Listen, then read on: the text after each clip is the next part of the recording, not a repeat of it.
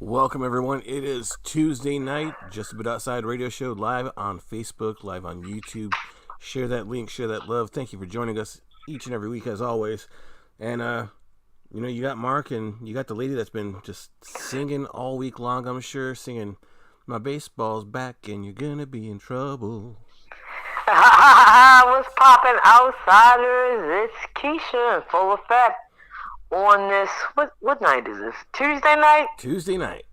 Yeah, Tuesday night after a pretty nice weekend here in the 410, man. Lots going on. Big game tonight. We got some NBA play-ins. Like Mark said, baseball is back and in full effect. So should be a decent show. Looking forward to chopping it up with everybody. Exciting time of year. Hell yeah, so let's get into it. First things first, what's going on around town? I think we talked about it a little bit last show. The Beer, Bourbon, and Barbecue Festival came back to Timonium Fairgrounds out there in the beloved Cow Palace. And, that's one of those Baltimore, Maryland events that I attend every year. So, I was out there. And it was really nice, man. It was really nice. I know you haven't experienced it yet. I'm gonna keep inviting you every year, man. But one of these years, you gotta come out there. Oh yeah, for sure.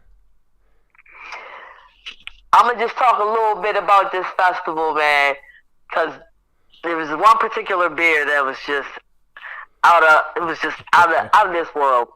I really enjoyed it, and I think you'll be able to appreciate this joint, Mark. But out there at the what's that? Intended? Yeah, whole time. So yeah, out there at Timonium, they had about I believe it was like 60 plus different beers for you to sample, and over I believe 40 like bourbon / liquors, the hard stuff. If you're not really a beer person and you're more into the dark liquor, which I had to like seriously ease up on, because I just feel like dark liquor turns you into like a whole nother person. I don't know if you've ever had that experience, but I've had one too many. So, as a minor quiche, I used to go off on that stuff. But as a major quiche, she treads very carefully when it comes to the dark liquor. But man, we was out there having a good time, of course, sampling everything there is to try. And I came across a brewer from Asheville, North Carolina, called Wicked Weed. Wicked Weed. Wicked Weed. This is the name of the brewer. That in itself should be like a green flag. Not a red flag, people. I know y'all putting these red flags out there nowadays, but I'm talking about a green flag. Yes, Wicked Weed. And Major Keys had to go up there. I had to try that out because the name was just too intriguing to not try. All right? And they had this beer. It was an IPA, Mark. I love my IPAs. Oh yeah. Get a load of this. Now check this out. The name of the beer was called Dr.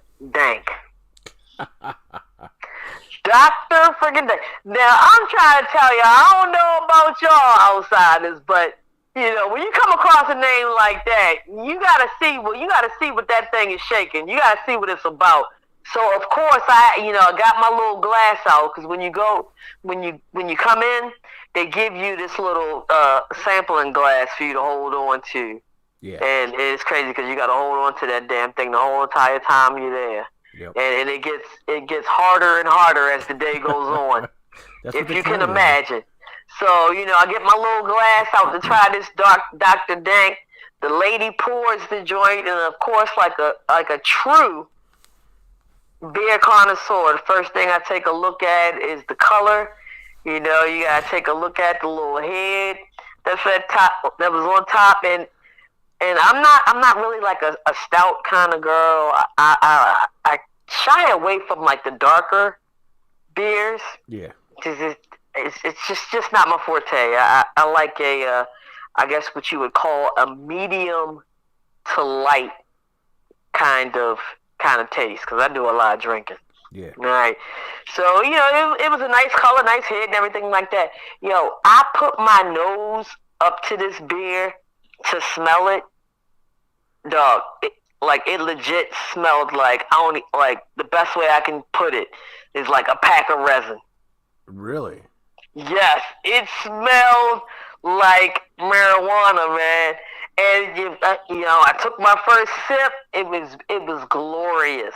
It was glorious. It was a nice mild taste with a hint of the cannabis, man. It's crazy. I don't know what the hell they did to pull that off, but man, that joint is 100% Major Quiche approved. For all my beer drinkers out there, especially the ones that like IPAs, please check out Wicked Weed and the IPA that they got called Dr. Dank. Man, that joint is insane, insane. So, you mentioned that they were from Asheville, North Carolina, and one of our regulars here is from North Carolina, John Champion. He's familiar with them. Says good stuff, very popular down there. Oh, I bet. And I know how y'all like to get down there, man. All I'm going to say is, buckle up. Buckle up and tread carefully, because that stuff is dangerous. Dangerous. And when you first mentioned the beer barbecue bacon fest, he said they do it down there in the summer. It's always well attended and hot. I take that as an open invitation. Hey, man. Hey, see, he trying to get me in trouble early on the show. That's what's up. Hey, shout out to John, man, my man.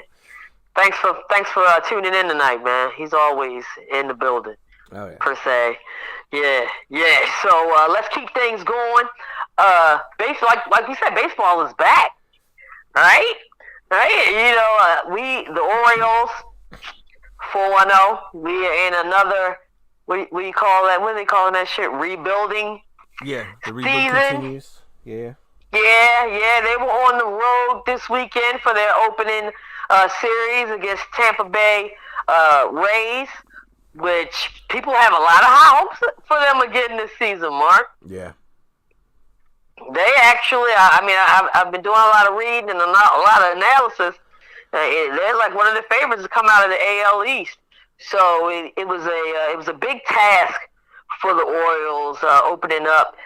First game was Friday, and first game was not that bad. They had John Means on the mound. We were talking about him and his comeback appearance, if you will, coming off of that injury that he had in the 2021 season, and he actually did pretty decent, man. Yeah. He did pretty good. He pitched about 4 innings. I don't think he got over. He might have got just a little over 80 pitches. So a decent showing, decent sample, right? He had 5 strikeouts, and he held the Tampa Bay Rays, which can put some runs on you for real. He held them at bay for pretty much the majority of his performance out there in the first game for the O's. So I was pleasantly not necessarily pleasantly surprised, but I was pleased. I'm gonna say I was a little bit surprised because I thought that the Rays was gonna run the score up on us, especially the way that things have been going in spring training. And we have a tendency to give up a lot of runs. So that was a pleasant surprise for him to. I believe if he didn't hold them to any runs at all, he might have gave up 1. Yeah. But yeah, man. I liked what I saw coming out there from John Means. Yeah, and it's opening weekend, so it's too early to get down. They got swept that first series, but like you said, there's good stuff in there. There's stuff to get excited about. So, Oh yeah, there's a lot. That first game, it was 2-1. Yeah. And they didn't give the game up, and I think until it was like the bottom of the eighth for real. Cause so we was right there in it the whole entire game. Yep. But in traditional Orioles fashion, we love giving up games late. That's what they did. The second game, I believe it was 5-3, another close game. Yep. Third game was horrible. The third game was horrible. We lost 8-0, and the only thing that was really horrible about that game was that fact that we was not able to score one. Yeah. Bullpen was decent. Up into that third game, they hadn't given up a lot of runs. It was decent. It was decent. We didn't, like you said, we got swept, but there was a lot to be happy about. Yep, exactly. With that first series. Yeah. And then we had our home opener back there at Camden Yards on Monday. And this season is a special one for Oriole fans and the folks at Camden Yards, as it's the 30th year anniversary. 1992, man. Yep, 92. Do you remember where you were in 92? I damn sure don't. 92, I was like in my, in high school back then. Shit. Yeah.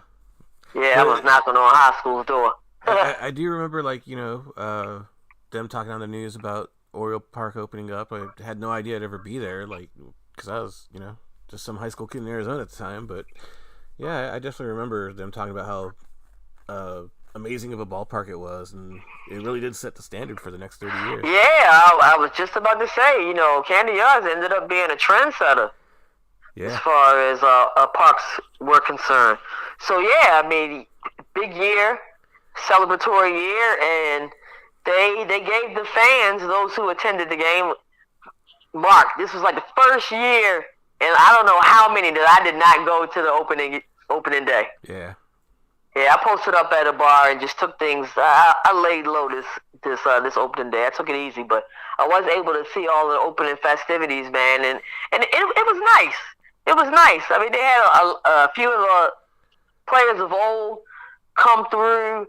Man, they had a whole pregame ceremony that was hosted by Rob Long, the dude from 105.7. Yeah. Yeah, they had like a 30th anniversary tribute video that was really sweet. They had Morgan State's choir out there. Nice. That sang, sang the anthem. And fun fact about that, it being the 30th anniversary and everything, Morgan State's choir was actually there, part of the group there that sung the inaugural anthem back in '92. Okay. So that was nice to bring them back. That was nostalgic and whatnot. So that was kind of cool, So yesterday, I did have to run to the office real quick because I'm working from home now, so I don't go to the office very often. But I did have to run to the office and pick something up, and so of course I tuned in the game while on the way back. It was right around game start time, and I hear the planes fly over on the radio, like they did that plane flyover, like the stadiums do. And not even a minute later, I'm up on Jabo Road, and the planes come and fly right over me. I was like, that's crazy. Fast AF. Right? Right. Yeah. That was super cool. Yeah, it was a cool moment. Hell yeah. The first pitch was extra special, as they honored some of Baltimore's recent fallen heroes. They paid tribute to Officer Kiana Hawley, which for those who do not know was an officer that was shot while sitting in her patrol car, just doing her regular day-to-day activities. So that was an event that really rocked the Baltimore community. And then also there was another, I think this was what was that, like back in January or February? Something like that. Yeah, huge fire that claimed the life of 3 firefighters / paramedics. And I got to give them a shout out too, because, like I said, fallen hero. Firefighter and paramedic Kenneth Lacayo, Paul Buttram, and firefighter John Kelsey Sadler. And there was one, the firefighter John McMaster, which was also he was in critical condition after the fire, and for like a very long time, and had like a crazy, insane rehab. He was able to make it to the field and join all of the folks that were representing these fallen heroes, and they all did like the first pitch and everything. So that was a nice feel good and first come through of the night for the Baltimore Orioles show. Yeah, that was really nice. That's awesome. Hell yeah. So first game yesterday was against the Milwaukee Brewers. A lot of people had Milwaukee as the winner of yesterday's game, but the Orioles came through with that magic and said, not so fast, and won the game 2-0. So after some might view a dismal weekend down there in Florida, come back home, Bruce Zimmerman takes the mound. Fun fact about that, he's from Baltimore, went to Loyola Blakefield. First Maryland homegrown pitcher to start opening day ever. Yep. At the Yard. They had Cedric Mullins out there, fresh off the Silver Slugger Award. My man was responsible for the only 2 runs. And, man, it was just a great game, Great game. Yeah, it was awesome. Hell yeah. I'll be out there this weekend. I'm going on Friday for Jackie Robinson Day. I had to come through for that. Oh, yeah. So I'm really interested and looking forward to taking a look at the new wall out there at the Yard. They got a new left field wall that went from about 7 to 13 feet. So I guess you could say we got like our own little version of a mini monster. For real. So I'm interested to see, what that looks like in person, and I'm really looking forward to that, Yeah, they raised it up to 13 feet, I think you said, and they only lost like 1,000 seats total. It's still, they didn't lose much. Right, I was going to say only 1,000. Yeah. Huh. Sweet. So, I'll be out there at the Yard. I'll be out there Friday, and I'll be out there also Saturday. Y'all know the Yankees are coming to town. It's going to be a good time. Meet your girl at the Yard, hon. If you're going to be out there, hit me up. Major Keish will definitely be out there, and the beers will be flowing. And, man, you know what? One other thing really quickly. I got to tell you that I'm looking forward to trying out and experiencing.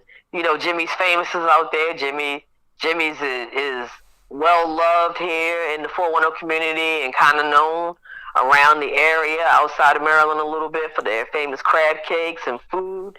They have a version of the crab cake egg roll, which is kind of hot right now here in Baltimore. I'm gonna get that, Mark. I'm looking forward to trying that out, and I can't wait to report back on that. Oh yeah, oh yeah. I'm definitely tapping into my inner fat girl with that one, shorty. Hell yeah, for sure. Man, I don't even want to know how much it is at the ballpark, because even at the restaurant, that is crab cakes, so it's going to be expensive. Yeah, man, it's like $25-$30 at a regular restaurant, so I'm thinking that joint probably going to be about $35-$40 for real. But, I set my little allowance aside for the game. I'm ready for that. Whatever it costs, I'm paying. I'm putting it up. Put a second mortgage down on a house. And... No bullshit. No bullshit, man. No bullshit. All right. We're going to keep things going.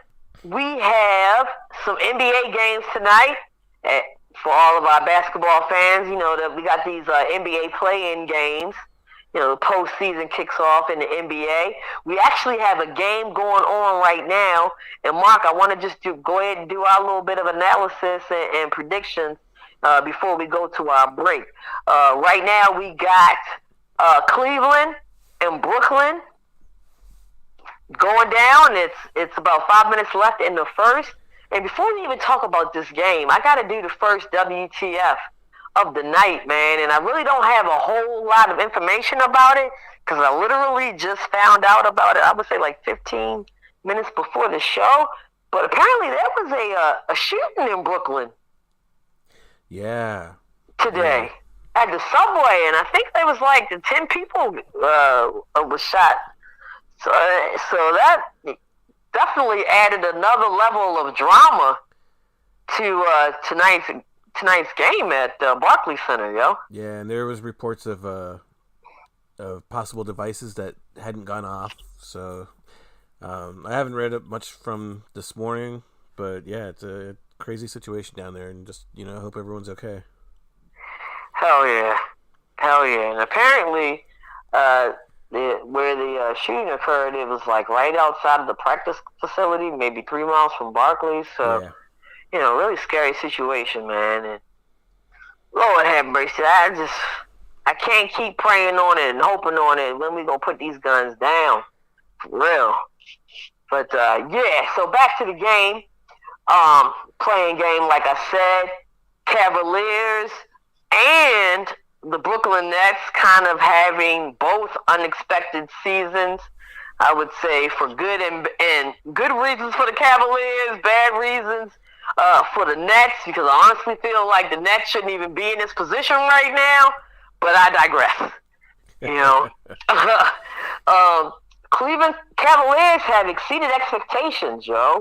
yep. I heard today that they won like 43 or 44 more games than Vegas predicted at the beginning of the season.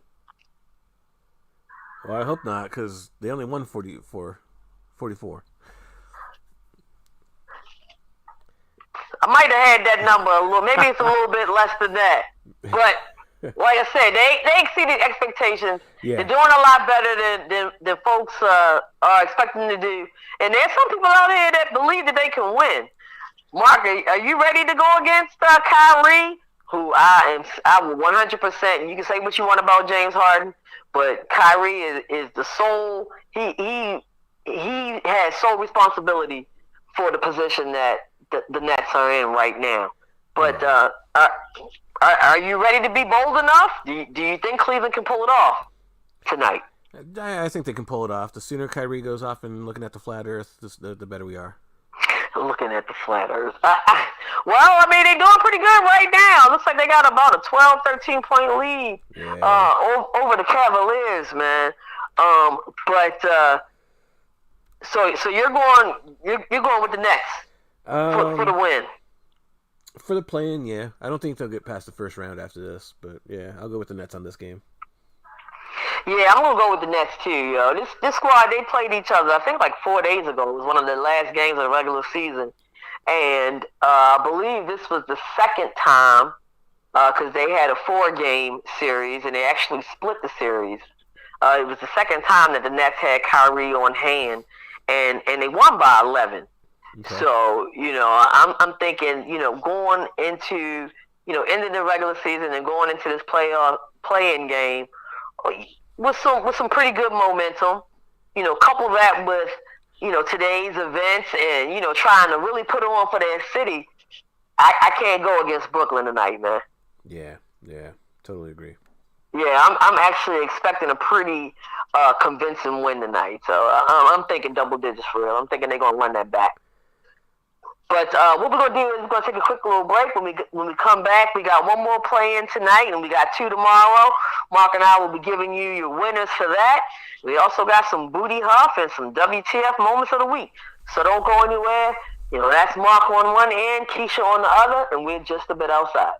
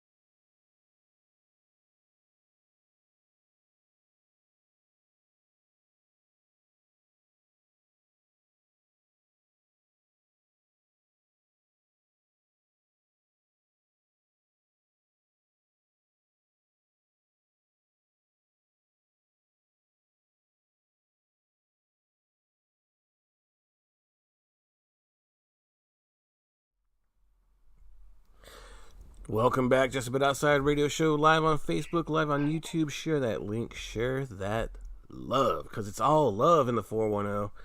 And speaking of love, we love NBA playoff basketball time.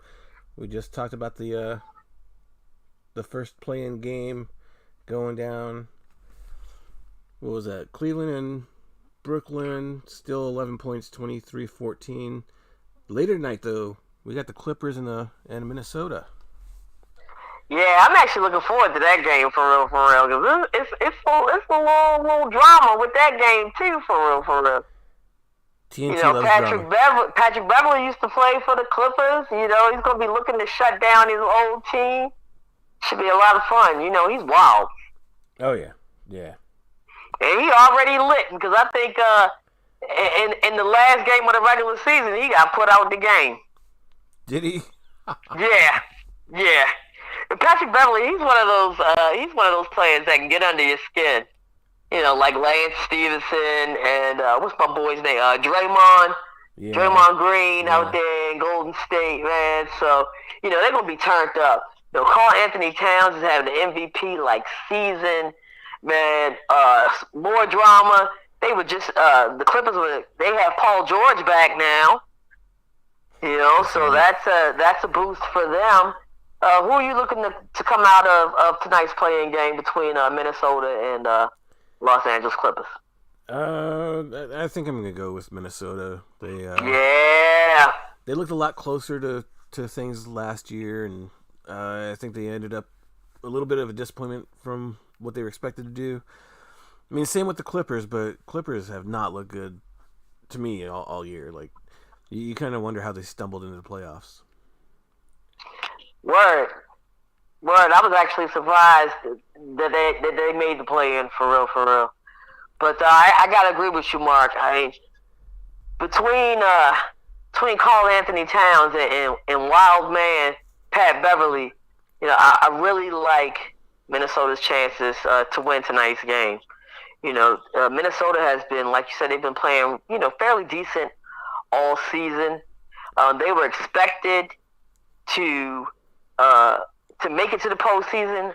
I feel like in the beginning of the season we had higher hopes. We thought that I wasn't expecting them to be in play-in positioning.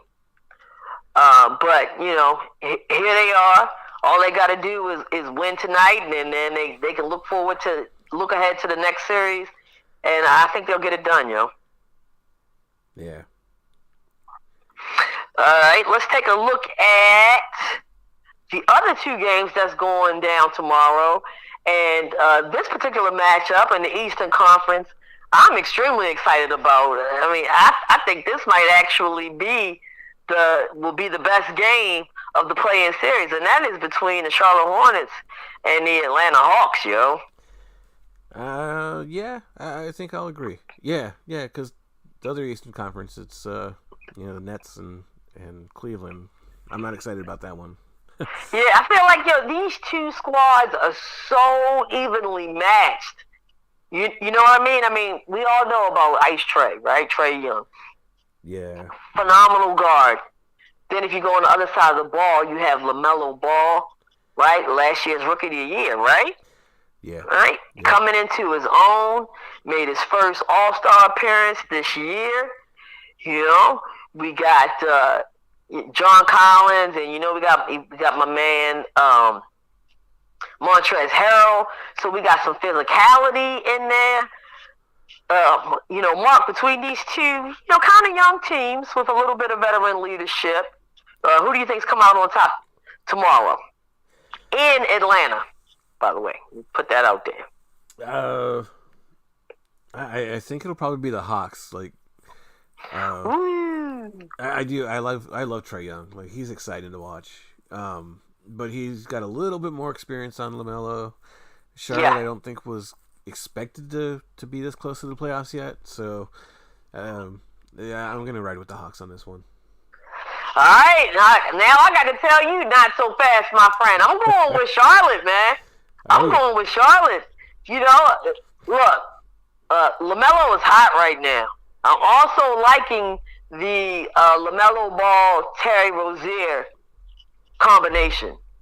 And with the addition, which happened a couple of months ago, of Montrezl Harrell, I like the physicality of the team. Okay. You know, both of these teams, they can put some numbers up on you. They can run the points up on you, right?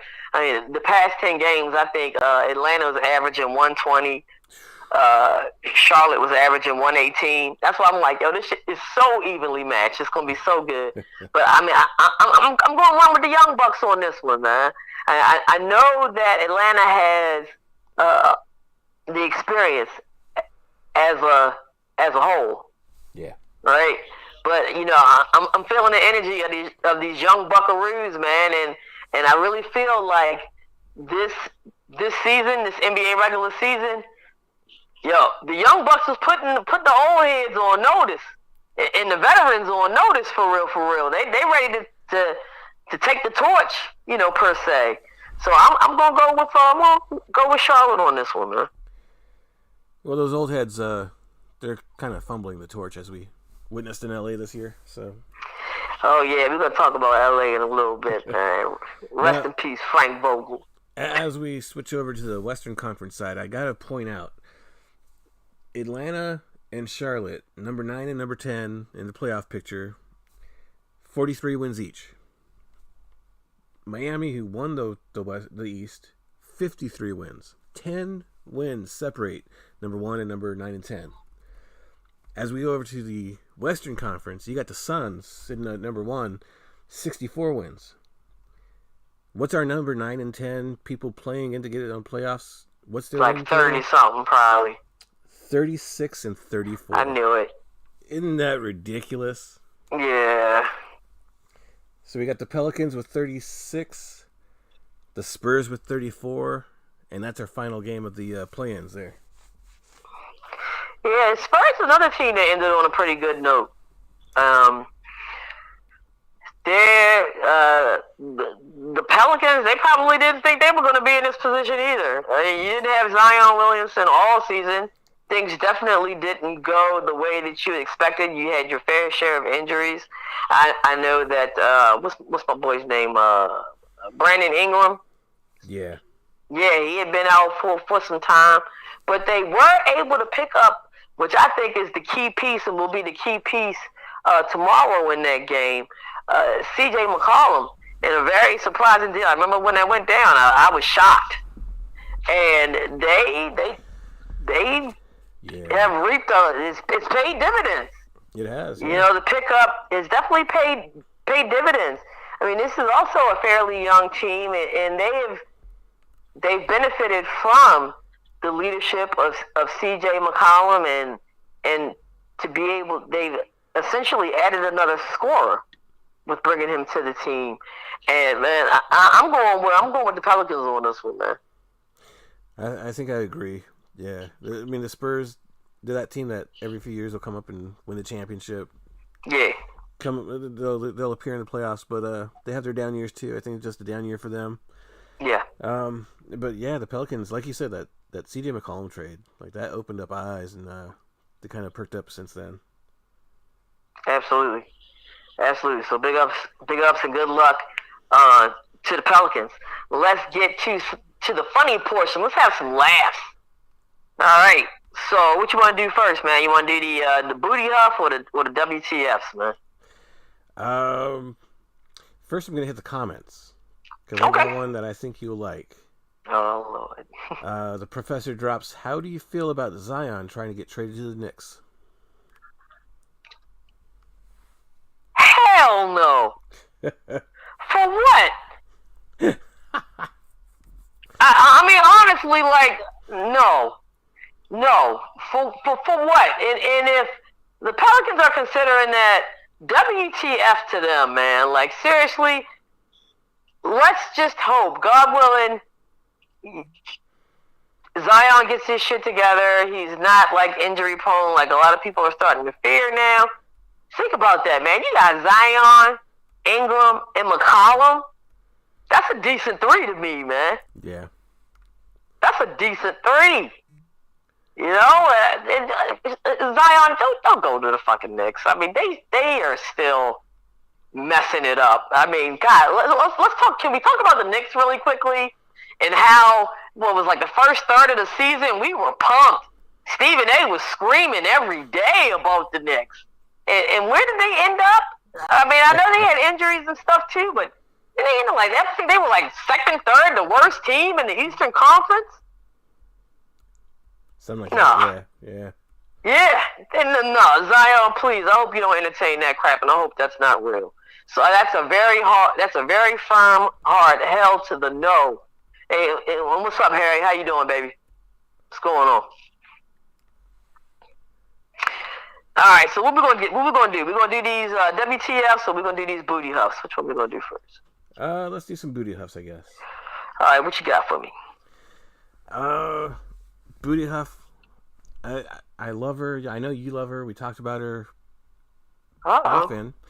Whenever she pops up. But I got to give a booty huff on Megan Rapinoe. Oh, what? How'd she make the booty huff list? Well, let me tell you. Apparently, she's well, let me drop it like this. So we all know that The Rock bought the XFL out of bankruptcy. I heard about this. Yes. The XFL is launching next year. And late last week, they dropped like their new logo and whatnot on their socials, and The Rock announced it and all that, blah blah blah. And so she tweets out, what was it? Let me get the tweet up. Well, this is awkward. Only thing The Rock and XFL are going to be cooking up is a response to a cease and desist and an entire new brand ID. Together got on this, boys. Together is like her foundation or whatever, a business venture of hers, and it has a similar X logo. But oh wow! I should have downloaded these and put them up on the page so you could see. My opinion. Is it legit? No, not at all. Oh shit! If Axe Body Spray wanted to sue, they'd probably have a better case than Megan. The X-Men, like there's a newer X-Men logo from the comic books that's probably more close to the XFL than hers. Yeah, I don't think she's gonna like where this goes, and it kind of gives her and her foundation a bad look. I don't know, but interesting. I gotta read more. I gotta read up on that. I had heard little grumblings, but I really didn't look into it. But oh man, I hope they're able to work that shit out. Right behind the scenes. That's kind of crazy. She should have hit up The Rock and been like, "Hey, let's work together" or something like. Yeah, before doing that. Right. I mean, I guess they taking that approach. All press is good press, but damn man, yeah, that should have been handled behind closed door type of thing.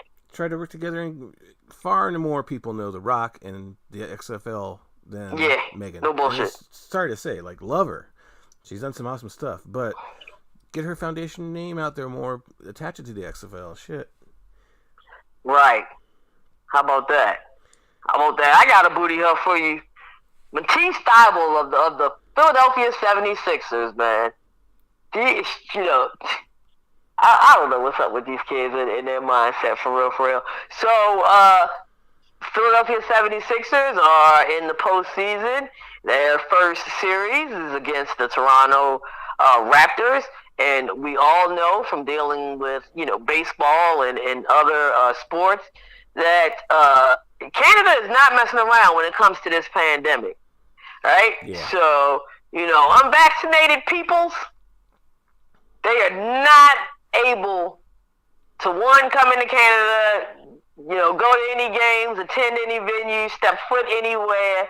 And now we come to Matisse Thybulle, who is unvaccinated and will not be available for any of the away games in this first series against the Raptors for the second. Or am I just being crazy? I don't know. No, it's insane, and we've talked about it before. Like, it's your job. Like, disagree with it all you want. Don't be Aaron Rodgers. Right. And the NHL. They had like 4 players that weren't vaccinated out of all their hundreds of players. Come on, get with the program, guys. Yeah, man, that was some real a-hole stuff right there, man. I couldn't believe it when I heard the news. Like, I seriously could not believe it. And, he's been playing pretty well. And the 76ers, I feel like they might have had their hands full with Toronto. They've been playing well as of late, too. And I think they might have even beat the Philadelphia, badly within the past month and a half.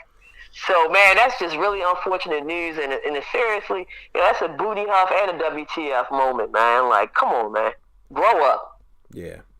Straight up. You got any other booty huffs, or you want to move to the WTFs? WTFs, I guess. All right, let's do it. What you got?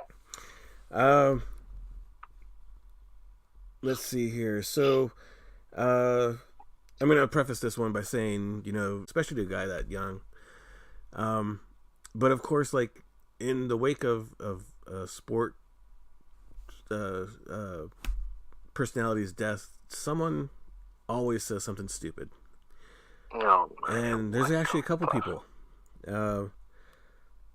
Adam Schefter had said something on his Twitter, and actually Lamar Jackson clapped back at him. Adam Schefter said something ignorant? Yeah, not necessarily ignorant, off color. Yeah. I think he kind of gave an opinion on the kid's career, or start and stop, and it wasn't time for that.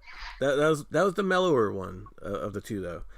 The other is ex-Cowboys exec Gil Brandt, his scout that really put together those early 80s, 70s teams.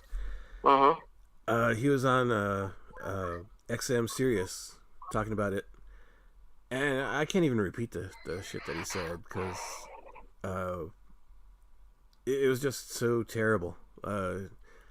He talked about when he saw him in Ohio State, and said the kid was living to die, and you're talking about someone that literally just died, and you're talking shit like that. It was just terrible stuff. No class whatsoever. 90-year-old idiot from Dallas, of course, and then of course he releases some obviously PR person apology. Bullshit apology. Yeah. Have some empathy. I get it. You're talking on the radio sometimes. Man, that's unfortunate. Yeah. That's unfortunate. Let's end the show on a good note. Let's do some come throughs, man. Okay. All right. Let me start off with a come through for real. For the golf fans out there, Masters went down this weekend. Big comeback for the Tiger Woods. I think it was first major tournament since his accident that took a 14-month rehab. Seriously, some people were thinking that he might not even play again. But, Tiger was back out there, man, and he finished 13th out of 301 players. Yeah. Hey, man, I think that's decent. Yeah. I'd feel pretty good if I was Tiger Woods, for real. For sure. I mean, there's Hell yeah. He wasn't expected to make the cut going into the weekend, so to do that's pretty amazing. Hell yeah! Big shout out to Tiger, man, and hopefully we'll see something. We'll see him doing something else soon, for real. What come through do you have for tonight, Mark? Real quick on the comments here. Okay. Thomas is now with the Phoenix Mercury, so I said it finally. My come through though, it's a little bit outside, just a little bit. Okay. So baseball season has started. We love it, absolutely. And it's not just the pros, the major leagues, the minor leagues have started, and some amateur baseball leagues have started too. And there's actually video. I got to find the video and post it. I'll do that to the show page right after the show. Nice. There's a amateur league with the team name Party Animals. Sounds fun. Love it. They were playing the Bananas the other night. Last night, I believe, actually. And a homie named Zach Whalen comes up to bat. But, apparently he's just such a great person at the bat because his bat is on fire.